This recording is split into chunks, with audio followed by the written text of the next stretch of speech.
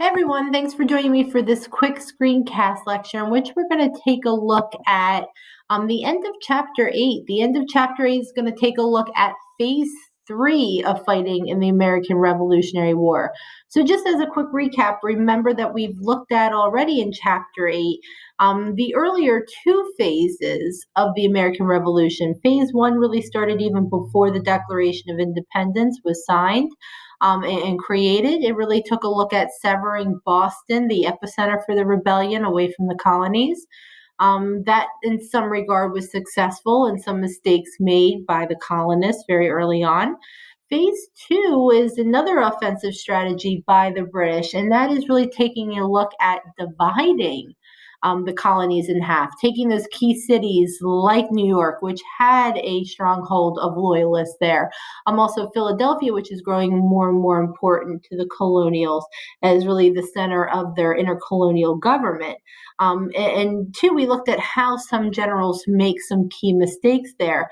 And ultimately, that strategy in the hands of the British is not going to be successful. So before we start phase 3, a couple important points to go over. I just mentioned key mistakes of the British. Looking at that second phase. You probably remember the name William or Billy Howe. He's absolutely one of those that makes some terrible decisions in that second phase of fighting. So you want to write down in 1778, the British general William Howe, is basically forced to resign by the British government, Parliament, and the Crown. And in his place, they decide to make General Henry Clinton the new commander-in-chief of the British forces in North America. And they believe strongly under his ability that he's going to lead really success in salvaging what the British can in this war. Under Clinton's direction, he's going to actually appoint or name General Charles Cornwallis. Again, a name many people are familiar with the Revolutionary War. Charles Cornwallis is going to be named by Clinton to be the commander of the southern states. And so we'll be mentioning him in a couple minutes when we take a look at the Battle of Yorktown. So a little bit more into what was Britain's southern strategy. Well, it was, again, looking at the loyalist population in the South. If we could appeal to that large population, which they believe was greater than in New York, we would have a chance of really not winning the war entirely, but what they're looking for at this point, by 1780 into 1781, the British are just simply looking to salvage what they can from these efforts. Again, they know they can't pacify people in the North or in the Middle colonies, but let's try the South. The South, out of all the colonies, they believe was worth saving because colonies like Georgia, the Carolinas, even parts of Virginia, these were very lucrative colonies that their agricultural products were valuable, worth preserving. And so again, the economic system is still mercantilism. You're acquiring wealth.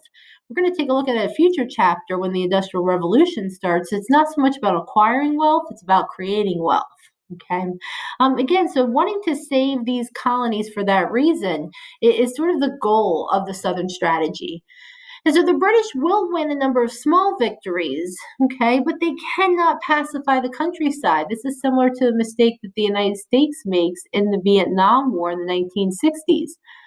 So an example of this, again, is in Southern society, in the country, you have sort of a poor white population with white males who do not own land, and they see the revolution as a possible way to advocate for social mobility and socioeconomic change. That, if things turn out differently, maybe they would be able to be a landowner one day. And so that's why that population in the countryside does not side with the British. They believe in the patriot cause. And so this is something, unfortunately, the British really underestimated the number of loyalists there and where they were at. And this is going to be devastating to them in the South. Ultimately, why the strategy is not going to be successful. The other thing to take a look at too is, again, later in the game, a number of really important U.S. military leaders starting to emerge. Nathaniel Greene is a great one. General Nathaniel Greene, he's known as the Fighting Quaker. So while Quakers are pacifists and they don't believe in fighting, actually Greene did. Greene, again, believing that this could be, this revolution, a way of improving American society. Giving rights to those that did not have it before was behind the cause. And so he's going to be a great military commander and contribute to a number of American victories in the South. And what he was distinguished by was his strategy of really delay and standing and then retreating. And he exhausts the British that are, in desperate need of reinforcements and resupplies. He takes advantage of that. And so really under Nathaniel Greene, you want to write down, he clears most of Georgia and South Carolina, really into 1781. But the one battle that you must know about the American Revolution in this final third phase, the Southern strategy of fighting, is the Battle of Yorktown. This is important because this is what really ends the British to fight. So it all goes to that General Charles Cornwallis. He's in charge of the southern states. And so he decides he wants to winter his troops in the South right here, as you can see on the map, in Yorktown. So it's in the Chesapeake Bay. It's a peninsula. This is not a good decision. He's saying we're going to sort of wait out winter here, and in spring we can go ahead. We'll get some reinforcements. We'll get supplies. It's easy now because we're right on the water, and victory will be ours. Well, Washington finds out about Cornwallis's strategy, and Washington believes this is our time to bounce. With Cornwallis and several thousand British troops under his command, Washington knows that if they play their cards right and they come up with a solid strategy, this would be it. Okay, we wouldn't be able to resupply the British. We wouldn't be able to reinforce them. And we could essentially force a surrender, which absolutely is what turns out happening. So it's not just Washington. The Battle of Yorktown, you have to look at what contributes to an American victory there. It's the French. Remember, after Saratoga in 1778, the French became American allies. And they're the ones that are really going to contribute, ultimately leading to October of 1781, Cornwallis's ultimate surrender. So looking at the map, you see Washington, his men, along with Count of Rochambeau, they're going to come from Pennsylvania, Maryland, and take more of a southern approach, coming over Cornwallis that way. On the other side, if you take a look at in the Atlantic Ocean, you had Admiral de Grasse, a well-respected French commander of the French Navy. He's going to come in with about 28 ships from Haiti. And the total combined forces of the French was going to be about 7,800 French troops and sailors.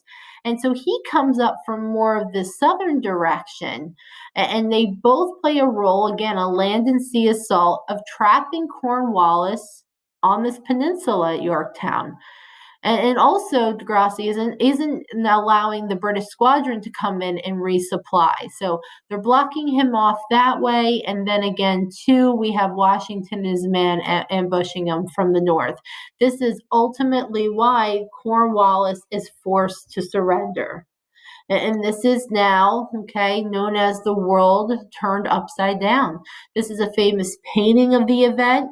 Here you see Cornwallis slowly riding off on his horse after he had just surrendered to General Washington over here, and actually had handed Washington his sword. Cornwallis handed Washington his sword. You can only imagine what that took for Cornwallis.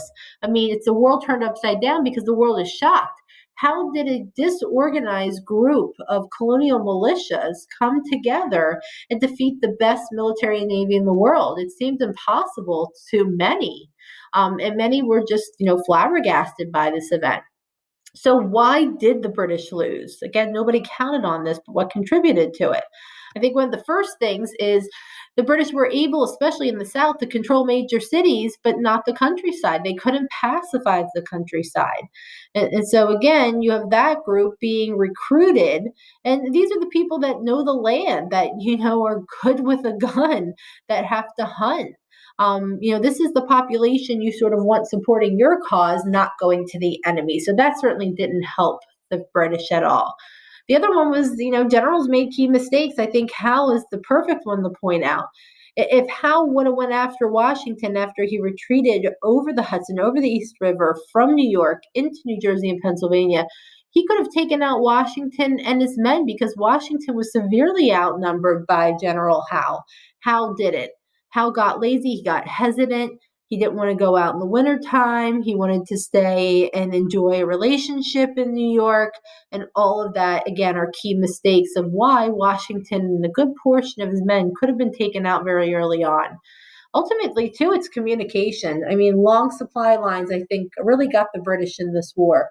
You're thousands of miles away from your government center. It's gonna take months to get these communications in order, and that didn't help their cause and their ability to fight at all. On the other side, the U.S. had a will to fight. The British didn't. Towards the end, it was kind of like, let's just salvage what we can with the Carolinas, where the Americans were fighting for independence and a cause that they believed in passionately. And then lastly, again, the Franco-American Alliance of 1778, so important to know. Not only, I think, out of the names listed here, was French the most important, the French support that we got, leading to the victory at Yorktown, but also Spain and Holland played major roles in our success. So now that the war is over, it's time to discuss terms. How is this war going to end? So the United States decides to send these now colonies going into states. They are going to send 3 American envoys to Paris to negotiate another Treaty of Paris. Again, there's several, so make sure you find those context clues on questions and you know what war conflict they're talking about. Ultimately, Britons were weary of the war. They wanted it to be over. We had sort of this replacement. We had Whigs coming into Parliament that were more favorable to Americans.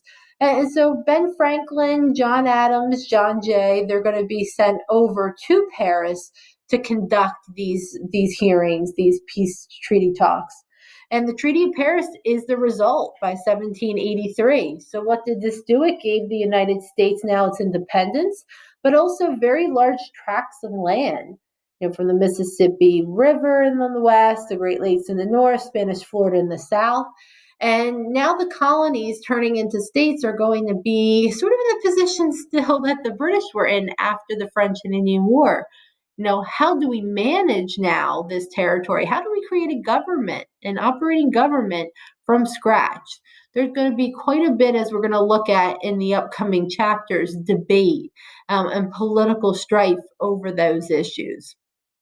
But Britain recognizes the independence of the United States.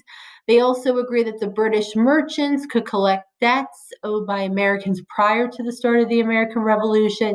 And also the Loyalists, the Loyalists now are not in a good position. If you had supported the British and the Crown during the Revolutionary War, you were basically run out of town by now your neighbors that thought, how can you live here among us when you sided with the king?